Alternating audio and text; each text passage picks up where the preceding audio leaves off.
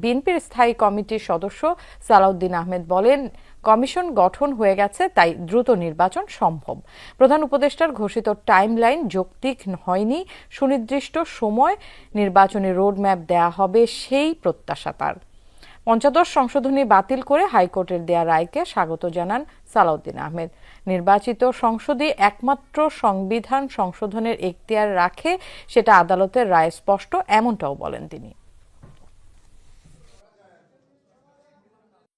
Chief adviser সুনির্দিষ্ট একটা সময়ের মধ্যে একটা রোড ম্যাপ দিয়ে দেবেন, সেটা তিনি দেননি। এটা আপনারা আমাদেরকে কিছুটা হতাশ করেছে, একই সঙ্গে জাতিকেও কিছুটা। আর তারপরে তার প্রেস সচিব যে কথা বলেছেন, এই কথাটা আবার সাংঘর্ষিক কথা হয়ে গেছে। জাস্টিস খায়রুল হক যে তত্ত্বাবধায়ক সরকার ব্যবস্থাকে উড়িয়ে দিলেন, সেটা রিভিউতে ফাইনাল জনগণের পক্ষে আসলে তখন এক্স্যাক্টলি তত্ত্বাবধায়ক সরকার ব্যবস্থা পুনর্বহাল হবে। তা আমরা আশা করি। নির্বাচন কবে হবে এই প্রশ্ন আপনাদের সবার মনেই আছে, আমাদের মনেও সারাক্ষণ আছে। আপনারা লক্ষ্য করেছেন, নির্বাচন আয়োজনের লক্ষ্যে আমরা প্রয়োজনীয় পদক্ষেপ নিতে শুরু করেছি। কয়েকদিনের মধ্যে নির্বাচন কমিশন গঠন হয়ে যাবে।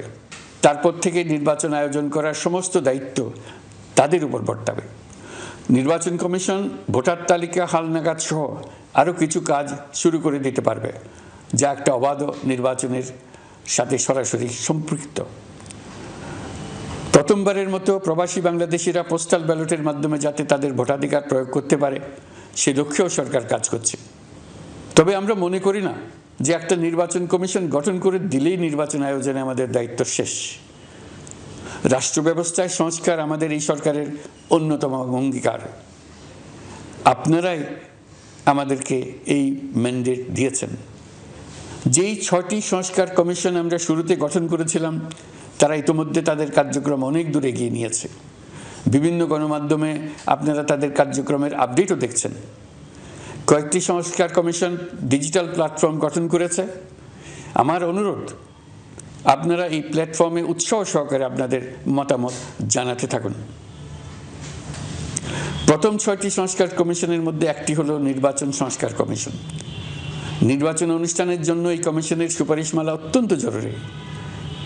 তাদের প্ল্যাটফর্মে যান, আপনার মতামত খোলাখুলিভাবে তুলে ধরুন। আপনি দেশের মালিক, আপনি বলে দিন আপনি কি চান, কিভাবে চান। 2024-এ বিজয় দিবসে প্রধান উপদেষ্টা ডক্টর মোহাম্মদ ইউনূস জাতির উদ্দেশ্যে যে ভাষণ দিয়েছেন তা নিয়ে বিস্তারিত আলোচনা হয় এবং পরবর্তীতে প্রধান উপদেষ্টার প্রেস সচিব সংবাদ সম্মেলনের মাধ্যমে উপদেষ্টার ভাষণে যে ব্যাখ্যা দেন তা নিয়েও আলোচনা হয়। সবাই মনে করে প্রফেসর ডক্টর মোহাম্মদ ইউনূসের ভাষণে নির্বাচন সংক্রান্ত বক্তব্য একেবারেই অস্পষ্ট। তার বক্তব্যে নির্বাচনের একটি সম্ভাব্য সময়ের কথা বলা হলেও নির্বাচনের কোন রোড ম্যাপ সম্পর্কে কোন সুনির্দিষ্ট বক্তব্য রাখা হয়নি।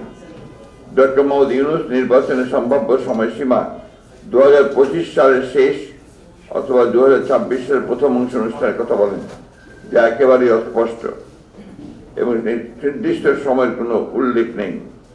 অথচ তার প্রেস সচিব বলেন 2026 সালের জুন মাসের মধ্যে নির্বাচন অনুষ্ঠিত হবে, যা পরস্পর বিরোধী।